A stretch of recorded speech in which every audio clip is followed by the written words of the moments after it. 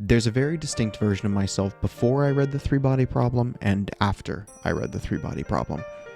This book changed how I looked at the world. It changed how I looked at my friends, my family, and really most importantly, myself.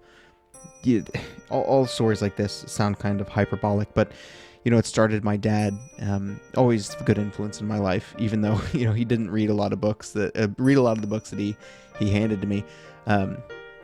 He tossed me this in the first book of the trilogy in high school, and he just said, hey, it's highly reviewed, give it a read.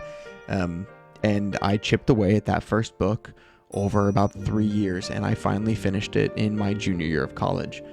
And then I immediately started the second book, and I finished it in a month. And then I immediately finished the third book in a matter of a few weeks. I am not the same person that I was before I read those books. And that is both hyperbolic and very true. Each of these books in the trilogy had their own unique theme that really resonated with me. Obviously, these are my own thoughts and opinions on this, so yours, if you read these, they may vary. The Three-Body Problem, the first in the series, really was about humanity's self-loathing. The first book really feels like a bit of a textbook. It provides context to the story that's coming. You have to read this to understand what comes later. It's like the cutscenes in a Hideo Kojima game. Without those cutscenes, even sometimes with them, you don't know what's going on. Like, you almost have to have them just to understand, just to get a glimpse of what's to come. The Three-Body Problem outlines how humans just slaughtered each other senselessly. So wars, hatred, and it was because of that they were left in despair and hatred for one another. They wanted a greater power. They said, please come fix, right? People will cry to their gods, people will cry to their deities, people will cry to the void, right? And in this case of this book, it's aliens. People called out to aliens to come and wipe the board clean, to flip the table. A power that they couldn't understand, that seemed and filled the place of that god. And in the Dark Forest, the second book, it focuses on humanity's ego and fragility. The second book really looks at how we as humans deal with the looming annihilation and the steps that we're going to take to prevent ourselves. Once the aliens are called, humans are basically given a timer. It's like 400 years. You have this long until the aliens arrive, and then they are going to start over. The deities are going to come down and fulfill that role which you've asked them to fulfill. Humans used to find themselves in a place of believed power. They thought, we think that we're better than others. We always lord it over and boast, and we are the strongest. We will destroy you. The way that we look down and talk to others, when in reality we may not have ever held the cards at all. How in a single moment and in a second it can all be taken away because somebody else changes the rules of the game that we're playing. We may be winning in Monopoly, and then you realize that, your mom never told you about how, houses work, right?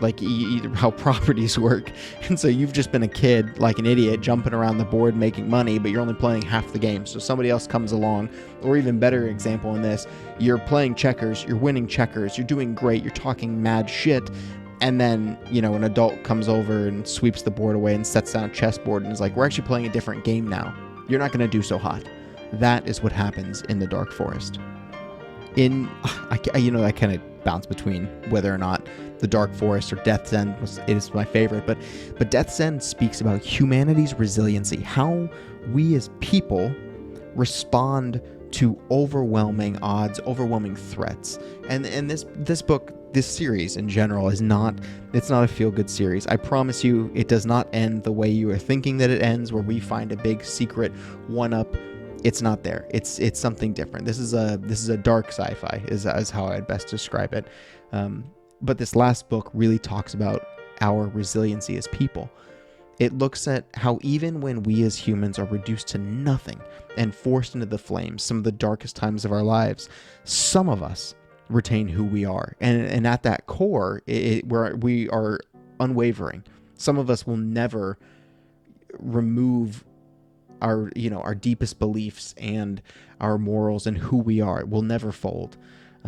we do what's right and we hold on to what we are, even if we have to sacrifice everything else about ourselves. Reading this near the end of college, as I'm facing an ambiguity of like, what's life after school? These books left me reflecting on kind of a lot. Once you look at something dissected, like think back to your probably biology classes, right? I think most of us probably sliced open an eye and a frog, right? I feel like those are the two popular things. Maybe a heart. I also did a heart.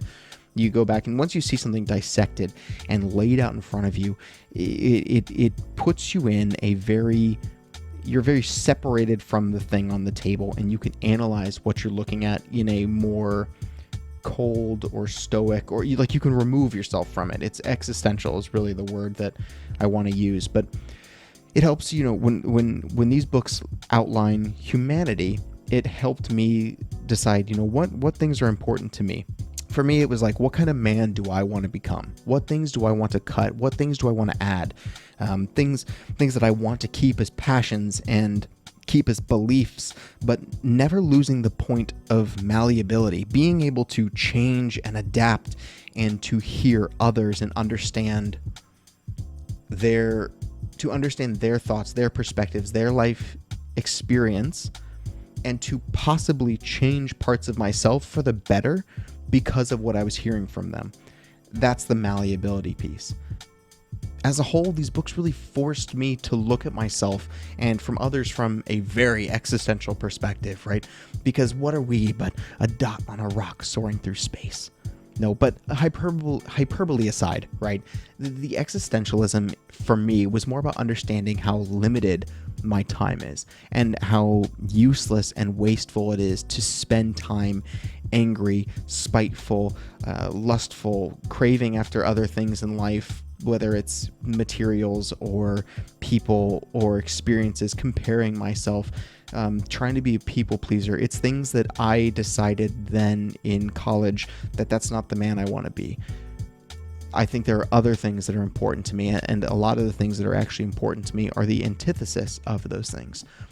It's about being firm in what I believe, being strong, but not aggressive, like knowing when to be aggressive about something, when to protect, but that it's like a very different instinct. And I think for the men watching this, that's kind of a hot topic right now I feel like as a culture in the United States and probably a little bit around the world are learning to redefine manliness in a way that is healthy and shows true strength and is truly representative of what a good man is. And these books help me do some of that. And to lend some credence to how this book changed me, I wanted to kind of share a quote that has stuck with me, and I'm sure there's many others. Death is the only lighthouse that is always lit. No matter where you sail, ultimately, you must turn towards it. Everything fades in the world, but death endures.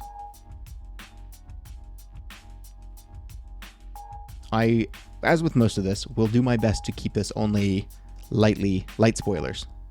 So you can still read this and get the most out of these books, but I think it's important to put some important parts up front that, might be slightly spoilish, but I need to kind of put the carrot on the stick for you to go read these on your own. So in the second book, The Dark Forest, humanity is challenged with that looming alien invasion that's coming in, hundreds of years. They have hundreds of years to try and say, how do we get ourselves up to the technology level that they are? How do we disrupt their hold over us? Because the aliens have disrupted the laws of physics. So the very core of how we understand the world around us is being disrupted. Particle accelerators are producing faulty and changing results. So think about essentially these constants that we've held in our lives, like gravity, the constant of gravity. That number is being manipulated depending on where you are in the world, and each time the tests are run, the constant is different. So the raw results of our tests, we have no basis to understand the world anymore. So if you think about when you're trying to progress your scientific knowledge, you cannot do that if the laws of physics are now just suggestions. All right, you cannot progress. Additionally, the ways that they are disrupting it, they have sent beings basically that can be everywhere at once and hear everything that humans discuss. So they are completely enveloped in our world, keeping an eye on us until they get here. So humanity finally comes up with a way to they come up with a way to combat this. It's called the Wallfacer program, being that if you stare at a wall, you're in your own head, so like no one knows what the person is thinking. So a small group of individuals who have full authority, who they have been selected, who can do basically whatever they want, in I'm trying to think of the word here, to meet their anti-alien goals, right? So these Wallfacers have been selected, and they each select their own plans. The only people who know their plans is that singular Wallfacer. It is locked in their head, right? So the goal is we give these people full authority to do whatever they want, as long as they say it's in line with, a plan that they have in their head. So it gives people unrestricted access to do whatever they want, basically, to keep the knowledge away from the aliens, because they can't know what's going on in somebody's mind. One of those Wallfacers is an unwilling participant. He wants nothing to do with it. Luoji, he was selected to be a Wallfacer, and even when he goes up at the end of the first meeting of the United Nations regarding the Wallfacer project, he says he wants to resign. And of course, because nobody knows if it might be part of the plan or not, everyone says, of course, you're no longer a Wallfacer. You've done it. Like, okay, you're not a Wallfacer. And he's like, okay, so like, can I just go? And they're like, of course, you're a Wallfacer. Like, he cannot resign, because anything that he might say might be a part of his plan. So they cannot deny him anything. So no matter what he does, he will always be a Wallfacer. You can't resign if everyone's going to always agree with you. No matter what he does, they're going to agree with him. So in protest, he goes out and he says, fuck it. If you want to do this, I'm going to live for me. He wants to live his dream life. So he has people find this dream location. He says, oh, it's got mountains and a lake and the snow, it looks like this, and I don't know where it is. Like, I want it to be like a fantasy world. And so somebody goes off and finds that exact place. And so he says, oh, I want this house built like this, whatever. It's part of the plan. It's part of the plan. So they build him that house. He says, oh, there's this dream woman. She's beautiful, has this kind of hair, this kind of smile. And then, like, here's how I imagine her. So they go and they find her, a woman who fits this description. And everything that he does, he says, oh, it's according to my plan. Isn't that what you want to hear? It's part of my plan. So the other Wallfacers mock him, and he just continues to live a life of pleasure before the end times, the annihilation, when the aliens arrive. And after all this, I saw nothing but myself in Luo. I mean, he did so much in his life to serve his self-interests, until right there at the end, when it mattered, he came around to do what was right. Now, his arm was kind of twisted, and you can read that for yourself. His arm was twisted to do what was right. And at the end of times, he did come up with a plan that changed the course of history. I won't say for better or for worse, but it changed the course of history and kind of where humans played out in this story. Now, it's not that he's some kind of hero, but he was a man who understood what it means to be a man. He finally comes to the realization, after living a very self-serving life and focusing only on himself and making himself happy, disregarding everything else. He finally understands that being a man is setting aside a part of yourself. Sometimes it might be something you care deeply about. It might be something that feels very true. Might be something that you really, really want, but it might be something that's self-serving, and it might only make you happy. But he makes that sacrifice because he knows it's the right thing to do for others. He serves. He puts others before himself, and decides that, he cares more about others than he does himself. And specifically in that moment for me, it was that embodiment of manliness that resonated, right? It was his self-sacrifice, and it was choosing to make that hard choice. For me personally, that is something that I think is the strongest tell of a man. It's not the most boastful, the loudest, the one who has the most, the biggest muscles. But the person who knows himself, knows what's right, what is the true right thing to do, and does not stop at any cost to put the right thing first. And in this instance, it was sacrificing the self-serving aspect of his life to instead serve others. And I think that is powerful, to take that into your personal lives. And even when things are hard for you, I've always found it to be incredibly rewarding to continue to try and lift others up, to pour out your energy into them and to care for them. People that are different than you, people that have differing opinions, people that, the world might tell you, hey, you believe X, you are Y, you need to hate this person, you need to dislike this thing about them, and choosing to set that aside, because that kind of anger and that kind of self-fueling and hatred is nothing but self-serving. It just makes you feel, it's almost like it's kind of like revenge, right? How revenge sometimes feels good, but it's not always what's right. That's kind of like that. It's like a gross, you feel good. It's not a good anger. It just riles you up, and I don't know. It's like a dark enjoyment. It was really important for me to learn this at the age that I did, right? A young man about to go out into the world, meet more people, this helped me to be a better husband, to be a better family member, to be a better friend, and understand when to sacrifice, how to sacrifice, and just be better overall.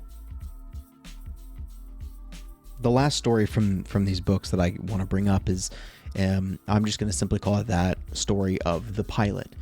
I won't name this person because I don't want to spoil anything too serious, but to keep it brief, this man grew up, he was groomed to be a military leader. He was a man raised by someone else to make all the right calls, basically to the point of sacrificing everything about him. No passions, no pleasure, no life, to carve away everything about him as a person to do what was best for humanity, to be you probably know people like this. They're the people who, they feel soulless, right? But they're exceptional at what they do. Whether it's, they're in the workforce, maybe they're a CEO somewhere, but they just don't feel like a real person. That's what this pilot did. He sold his own humanity to move us as humans forward. He cut away everyone who loved him. He put on those blinders and he focused only on the final goal, deep into the future, the hundreds of years before the aliens came, and that was humanity's survival. In humanity's final hours, in their final chance at survival, the pilot betrays all of his comrades, and he makes an impossible decision that forces a small chunk of humanity to survive. If you can't save all of it, it's like when a lizard cuts off its tail, right? If a lizard is caught in the jaws of a bird, it will detach its tail so that it can survive. It's not all of it, but part of it. And that's what happened here, is a small sect of humanity will go off. But it all pivots on one final decision.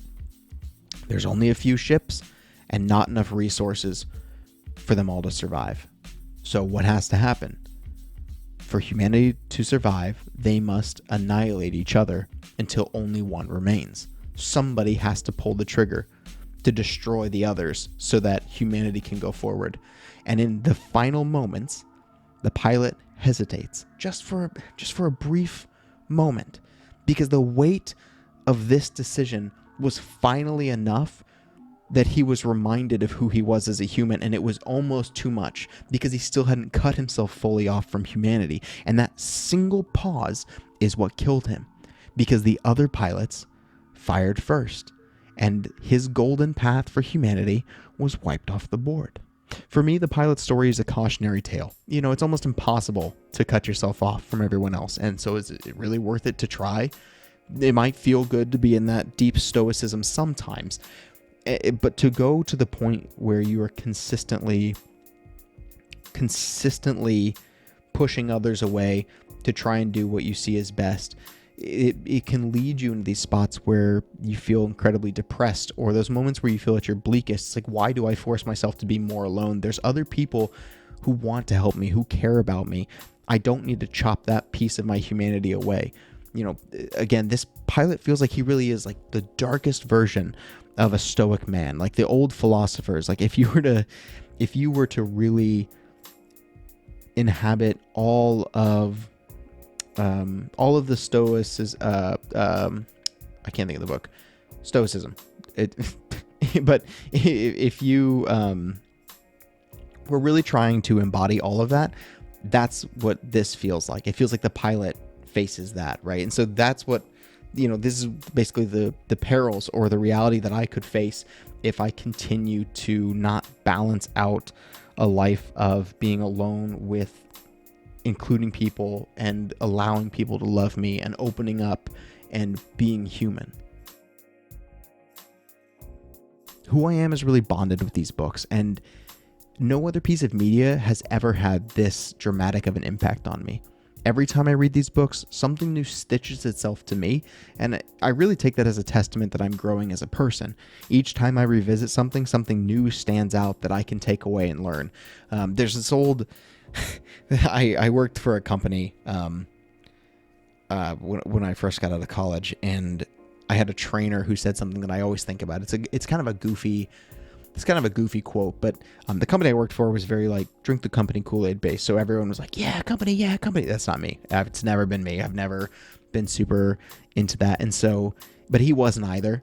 And so I don't think this resonated with a lot of people, but he explained to us like, listen, there's going to be a lot of people who tell you a lot of things over the course of your life. He kind of took the hat off. He's like, guys, just listen. Just if you can hear nothing else from this class, there's going to be people your entire life that tell you, this amazing advice that they learned. Here's all these things, like this is how you should do things in your life, blah, blah, blah. And he said, all that advice, you got to think about it like a chicken wing.